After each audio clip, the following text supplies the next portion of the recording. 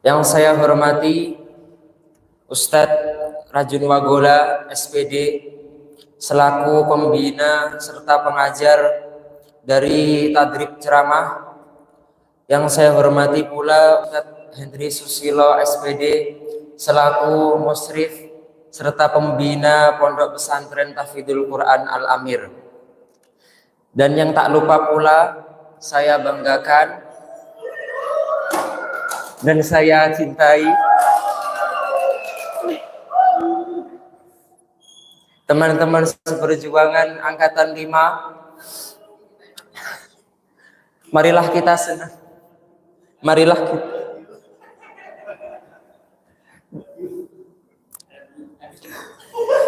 kita senantiasa panjatkan puja dan puji syukur kita atas kehadirat Allah Subhanahu wa Ta'ala, di mana dengan rahmat serta hidayahnya sehingga pada hari ini kita dapat dikumpulkan kembali, dapat bertatap muka kembali pada majelis hari ini.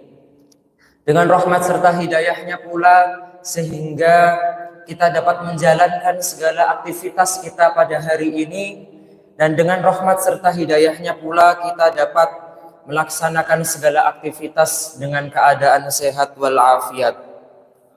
Salawat serta salam tak lupa kita haturkan kepada junjungan besar kita, suri tauladan kita, Nabi Muhammad sallallahu alaihi wasallam, di mana dengan perjuangan beliau, para keluarga beliau, para sahabat-sahabat, para tabi'in dan tabi'ut tabi'in dalam membimbing umat Islam, dalam menuntun umat Islam dari gelapnya zaman, dari zaman kejahiliaan menuju zaman yang terang benderang, yakni ad-dinul Islam yang penuh dengan wawasan keilmuan. Sebelumnya perkenankan saya untuk menyampaikan sedikit materi yang berjudul menerapkan akhlak mulia dalam kehidupan sehari-hari. Sebelumnya saya mau tanya, ada yang tahu definisi akhlak mulia? Mas Habibi?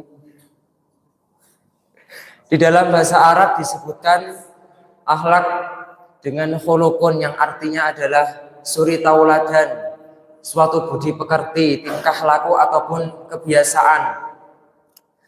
Berarti kita bisa ambil kesimpulan bahwa akhlak mulia itu adalah sesuatu yang melekat pada setiap diri manusia, yang dengan sifat itu dapat mendorong seseorang untuk melakukan suatu kebiasaan, suatu pekerjaan tanpa melalui pertimbangan atau pikir panjang.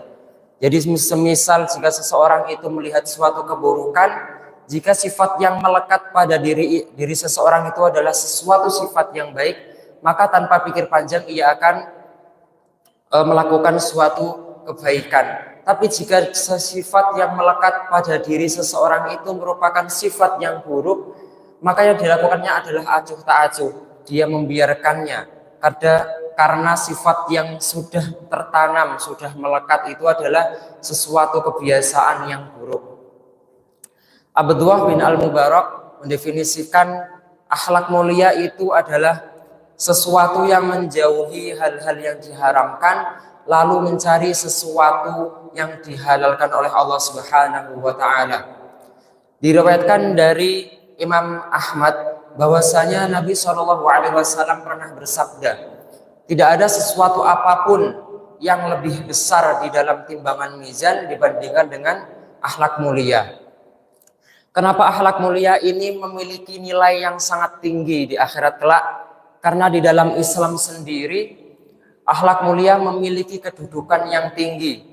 Bahkan pada saat suatu ketika Rasulullah SAW pernah ditanya, sesuatu amalan apa yang apabila dilakukan itu paling banyak untuk memasukkan seseorang ke dalam surga? Nabi SAW menjawab, taqwallahi wa husnul khuluq, yaitu bertakwa kepada Allah dan berakhlak mulia. Dan kita pun sudah mendapati keteladanan yang baik dari diri Nabi SAW, karena Nabi merupakan satu-satunya manusia yang memiliki akhlak yang paling mulia. yang paling sempurna adabnya. Dan juga Allah Subhanahu wa taala sudah menegaskan dalam Al-Qur'an surat Al-Ahzab ayat 21 yang mungkin sudah terbiasa kita dengar, yakni apa? Laqad kana lakum fi Rasulillahi uswatun hasanah. Sungguh telah ada pada diri Nabi itu adalah suatu keteladanan yang baik bagi kita umat manusia, sebagai kita pengikut Nabi Shallallahu Alaihi Wasallam. Dan ini merupakan suatu kepastian karena Allah sendiri yang sudah mengatakannya dalam firman-Nya, yakni surat Al-Ahzab ayat 21. Jika ada akhlak mulia, berarti ada akhlak tidak mulia. Akhlak tidak mulia berarti akhlak yang buruk. Lalu apa atau siapa yang mendapatkan predikat sebagai orang yang memiliki akhlak buruk itu? Orang yang memiliki akhlak buruk itu sebagaimana dijelaskan, yaitu orang-orang yang berdoa, apabila meminta itu bukan kepada selain Allah Subhanahu wa taala, atau kita menyebutkannya biasanya dengan orang-orang yang musyrik, padahal mereka sudah diberi rezeki oleh Allah Subhanahu wa taala dengan begitu besarnya, sudah dilimpahkan segala nikmatnya, diberi kesehatan, diberi kebahagiaan, tetapi dia berdoa dan dia meminta kepada selain Allah Subhanahu wa taala. Na'udzubillahi min dzalik. Lalu bagaimana dan dengan apa saja kita bisa menerapkan akhlak mulia itu dalam kehidupan keseharian kita? Abu Bakar Jabil Al-Jazairi dalam salah satu karyanya yang sudah masyhur di kalangan para mahasantri, yaitu Minhajul Muslim, Imam Abu Bakar Jabil Al-Jazairi menyebutkan beberapa akhlak mulia yang dapat bisa kita terapkan dalam kehidupan keseharian kita. Yang pertama yakni akhlak sabar. Sabar sendiri merupakan sesuatu yang sulit bagi kita untuk melakukannya. Kenapa sulit? Karena sabar adalah menahan sesuatu dari apa yang kita bisa luapkan, menahan dari sesuatu apa yang bisa kita lakukan tapi kita tahan. Dan sabar sendiri di mana disebutkan oleh salah satu ustadz kita, yakni Ustadz Bowo, pernah menyampaikan bahwasanya sabar itu dibagi menjadi 3. Yang pertama adalah sabar dalam ketaatan, yang kedua sabar dalam meninggalkan kemaksiatan, yang ketiga adalah sabar dalam musibah. Yang pertama yakni sabar dalam ketaatan kepada Allah Subhanahu wa taala. Maksudnya gimana? Maksudnya adalah jika seseorang itu melaksanakan suatu ibadah, melaksanakan suatu kewajiban sebagai seorang muslim, dia melakukannya dengan penuh kesabaran, dengan penuh keikhlasan, tidak ada rasa mengeluh. Apabila disuruh sholat, gak marah-marah, langsung sregep.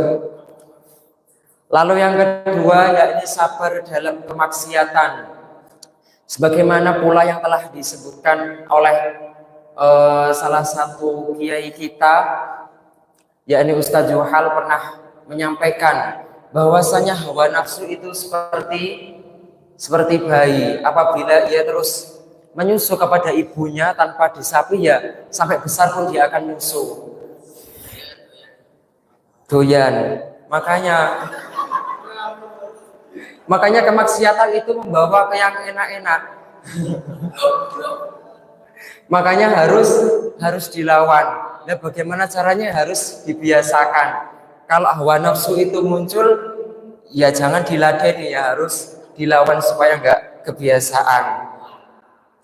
Lalu yang ketiga yakni sabar dalam musibah.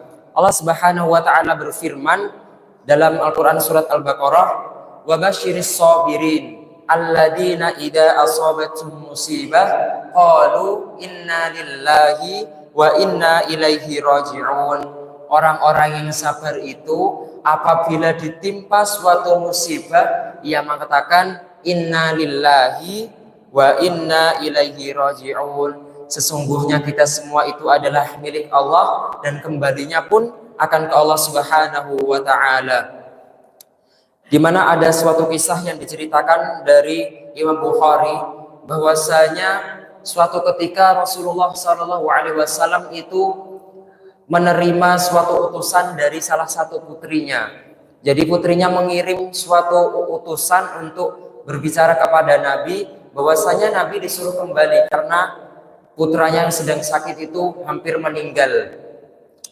Lalu Nabi SAW mengatakan kepada utusannya, sampaikan salam kepadanya, sesungguhnya terserah Allah mau memberi ataupun mengambil kembali, dan sesungguhnya segala sesuatu itu ada ajal yang sudah ditentukan, dan hendaklah bersabar dan mengharap pahala kepada Allah Subhanahu wa taala.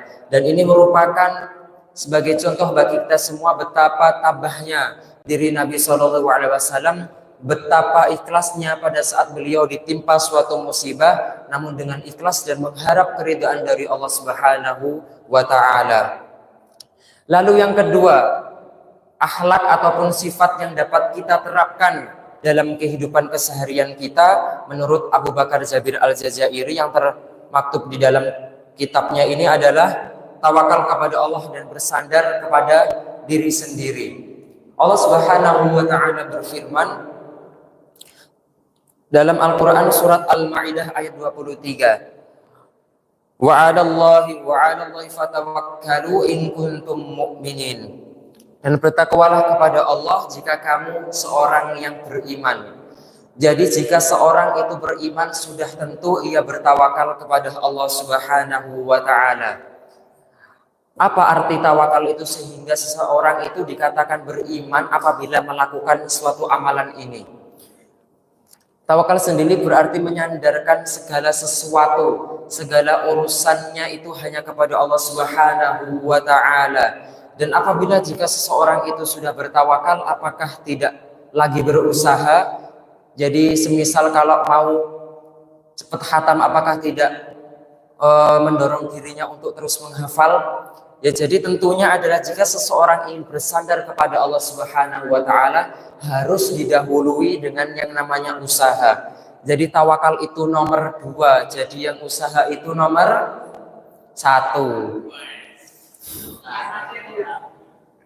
Jadi yang pertama dan yang utama adalah usahanya. Yang tawakal adalah amalan yang dilakukan setelah usaha. Tidak mungkin seseorang itu menyandarkan sesuatu tapi menyandarkan yang tidak pasti. Usahanya nggak ada tapi terus bertawakal, ya sama saja. Diceritakan bahwa Nabi SAW pernah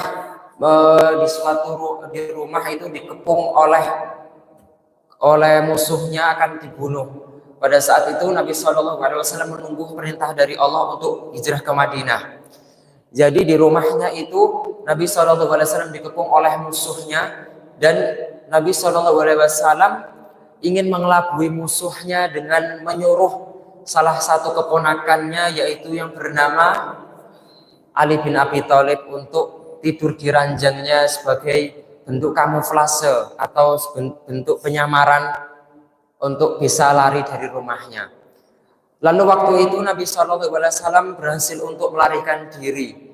Lalu Nabi SAW melarikan diri bersama salah satu sahabatnya yang menjadi khalifah pertama, namanya adalah Abu Bakar. Lalu Abu Bakar dan Nabi SAW itu bersembunyi di suatu gua. Guanya namanya apa? Gua Sur. Lalu pada saat di Gua Sur, Abu Bakar mengatakan kepada Rasulullah SAW, wahai Nabi, apabila seseorang itu melihat ke dalam gua, pasti ia akan mengetahui keberadaan kita. Lalu Nabi pun berkata kepada Abu Bakar, wahai Abu Bakar, sesungguhnya jika ada 2 orang, maka yang ketiganya adalah Allah Subhanahu wa ta'ala. Kalau yang ketiganya setan itu hal yang lain, berduaannya yang lain. Dan ini merupakan sebagai gambaran bahwasanya seorang nabi pun yang sudah mendapatkan jaminan perlindungan dari Allah Subhanahu wa taala, masih melakukan suatu usaha untuk melindungi diri dari kejaran musuhnya. Apalagi kita sebagai manusia biasa, tidak ada jaminan, tidak ada perlindungan apapun, tapi kita tidak melakukan suatu usaha terhadap apa yang ingin kita lakukan. Lalu apa kaitannya dengan amalan bersandar kepada diri sendiri? Jika tawakal adalah menyandarkan diri kepada Allah Subhanahu wa taala, tetapi di sini dikaitkan dengan sesuatu itu bersandar kepada diri sendiri. Maksudnya adalah seseorang itu memaksimalkan apa yang akan ia lakukan. Dia memaksimalkan apa yang ia bisa terlebih dahulu, memaksimalkan sepenuh mungkin, lalu dia menyandarkannya hanya kepada Allah Subhanahu wa taala. Nabi SAW bersabda tentang bertawakal, sesungguhnya jika kalian bertawakal dengan bersungguh-sungguh, dengan bertawakal yang sebenar-benarnya, maka kalian akan diberi makan sebagaimana Allah memberi makan kepada seekor burung. Burung itu kalau pergi di pagi hari dalam keadaan perut kosong, lalu kembali di sore hari dengan perut yang kenyang. Bahkan burung pun diberi rezeki oleh Allah Subhanahu wa taala. Burung pun tidak mengandalkan burung yang lain untuk memberikan makanan, tapi dia memaksimalkan dirinya sendiri, berusaha sendiri untuk mencari makanan, baik untuk dirinya maupun untuk keluarganya. Lalu yang ketiga, mengenai akhlak yang bisa kita terapkan di kehidupan kesehari-hari adalah akhlak malu. Diriwayatkan dari Al-Hakim bahwasanya Nabi SAW pernah bersabda bahwasanya malu dan iman itu saling berkaitan. Apabila salah satunya hilang, maka hilang keduanya. Berarti bisa disimpulkan bahwasanya jika seseorang itu mempunyai iman, sudah pasti mempunyai rasa malu. Dan jika seseorang itu mempunyai rasa malu, ya sudah pasti punya iman. Lalu apa kaitannya di antara keduanya? Sehingga Nabi SAW menyandarkan atau membandingkan, mensaling hubungkan di antara keduanya.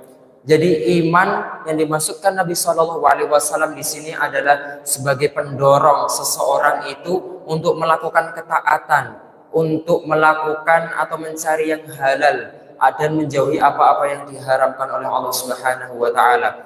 Sedangkan rasa malu adalah digunakan sebagai pendorong untuk meninggalkan kemaksiatan, untuk meninggalkan apa yang dilarang oleh Allah Subhanahu wa taala dan oleh Nabi SAW.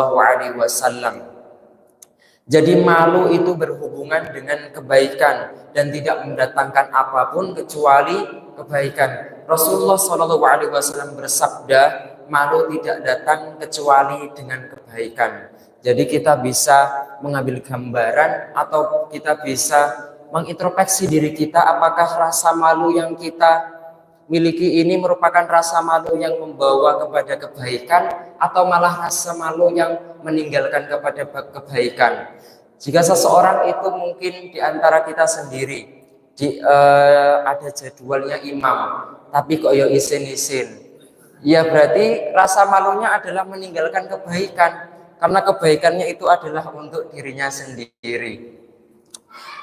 Lalu yang keempat, suatu amalan yang dapat kita praktekkan dalam kehidupan sehari-hari, sebagaimana Imam Abu Bakar Jabir Al-Jazairi menuliskan di dalam karyanya ini adalah jujur. Jujur merupakan suatu sifat yang seseorang itu jika berkata sesuai dengan apa yang ada dan bertindak sesuai dengan apa adanya. Jadi lawan kata jujur adalah dusta. Jika jujur merupakan sesuatu amalan yang sesuai dengan apa yang ada, berarti dusta adalah mengada-ngada. Diriwayatkan dari Imam Muslim bahwasanya Nabi SAW pernah bersabda, hendaklah seseorang itu jujur, karena jujur itu membawa kebaikan, dan kebaikan itu membawa ke dalam surga. Seseorang berlaku jujur dan mencari kejujuran sampai akhirnya ia di sisi Allah Subhanahu wa taala dicatat sebagai orang yang jujur. Lalu sebaliknya, hindarilah kedustaan karena kedustaan itu membawa kepada keburukan dan keburukan itu membawa kepada neraka. Seseorang terus melakukan suatu kedustaan sehingga ia di sisi Allah Subhanahu wa taala dicatat sebagai orang yang berdusta. Na'udzubillahi min dzalik. Sungguh besar pengaruh bagi kita jujur atau tidaknya. Seseorang itu bisa menjadi mulia karena kejujurannya dan bisa menjadi hina karena ketidakjujurannya. Sebagaimana cerita Abu Hurairah ketika Abu Hurairah hendak mencari seseorang untuk diambil hadisnya.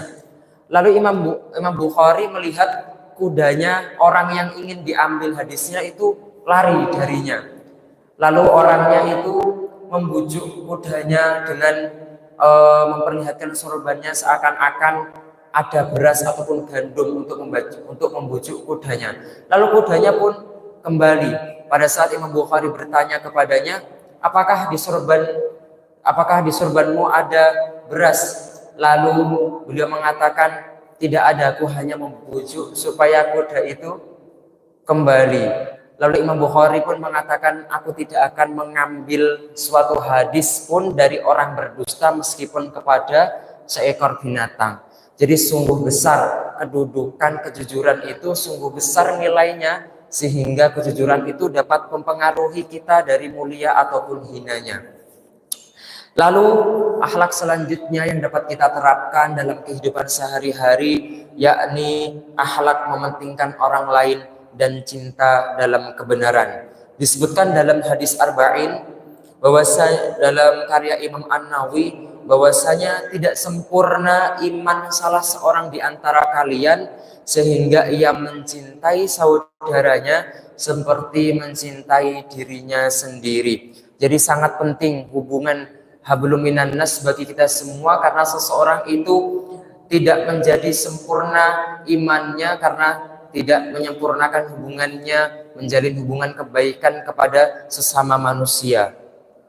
Jadi salah satu tanda sempurnanya seseorang adalah karena ia mampu mencintai saudaranya seperti ia mencintai diri sendiri. Seperti halnya jika ada seseorang yang menasihati temannya, bukan berarti ia membenci, tapi karena ia menaruh rasa kasih sayang dan kecintaan kepada temannya. Masya Allah. Dia ingin temannya itu menjadi lebih baik dari apa yang ia miliki sekarang. Dia membujuk untuk supaya misalnya supaya mau adzan, supaya mau rajin imam meskipun imamnya dimulai dari imam sir lalu imam jahar. Ya sungguh luar biasa jika seseorang senantiasa menasihati dalam kebenaran. Lalu akhlak yang terakhir, akhlak yang ke berapa tadi? Ke-10. Akhlak yang terakhir. Pokoknya akhlak yang terakhir yakni akhlak adil dan seimbang. Apa itu adil? Ada yang tahu adil? Apa? Enggak nanya kamu. Allah Subhanahu wa taala berfirman dalam Al-Qur'an surat Al-Hujurat ayat 9, "Wa qasitu innallaha yuhibbul muqsitin." Dan berbuatlah adil, dan sesungguhnya Allah itu mencintai orang-orang yang adil. Baik itu adil dalam perkataan maupun adil dalam perbuatan. Maksudnya bagaimana? Jika adil itu diartikan sebagai menempatkan sesuatu pada tempatnya, jika kita praktekkan ke dalam lisan kita. Maksudnya adalah kita bisa mengatur apa yang pas untuk kita bicarakan. Masa kita membicarakan sesuatu itu kepada anak kecil, sesuatu yang diwajibkan ya gak pas. Berarti pembicaraan kita itu tidak adil. Berbicara bukan pada tempatnya.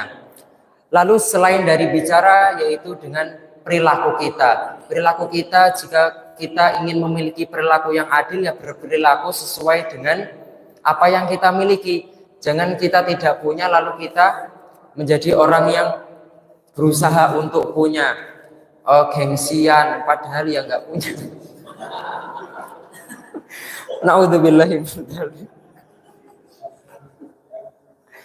Begitu sangat pentingnya perilaku adil sehingga Nabi SAW itu pernah bersabda bahwasanya termasuk dalam 7 golongan orang-orang yang akan mendapatkan naungan dari Allah Subhanahu wa taala, di mana naungan itu tidak ada yang lain kecuali dengan naungan Allah Subhanahu wa taala, yaitu pemimpin yang adil. Jadi begitu besar nilai keadilan itu, nilai bersikap adil sehingga mendapatkan balasan atau keistimewaan dari Allah Subhanahu wa taala. Lalu apa yang dimaksud dengan seimbang? Kenapa seimbang ini disandarkan dengan perilaku yang adil? Jadi seimbang merupakan persamaan dengan istiqomah. Istiqomah merupakan melakukan sesuatu itu terus-menerus tanpa ada kendornya. Jadi seseorang itu merasa cukup dengan apa yang dimilikinya, dengan apa yang dihalalkan oleh Allah Subhanahu wa taala, dengan apa yang diharamkan oleh Allah Subhanahu wa taala. Jadi dia bertaat sesuai dengan aturan yang sudah berlaku. Dia tidak mengurangi ataupun dia tidak menambahi. Jadi semoga kita semua dapat merealisasikan atau menerapkan akhlak mulia ini dalam kehidupan sehari-hari kita. Mungkin ini saja yang bisa kami sampaikan. Kurang lebihnya kami mohon maaf. Khairul kalam. Assalamualaikum warahmatullahi wabarakatuh.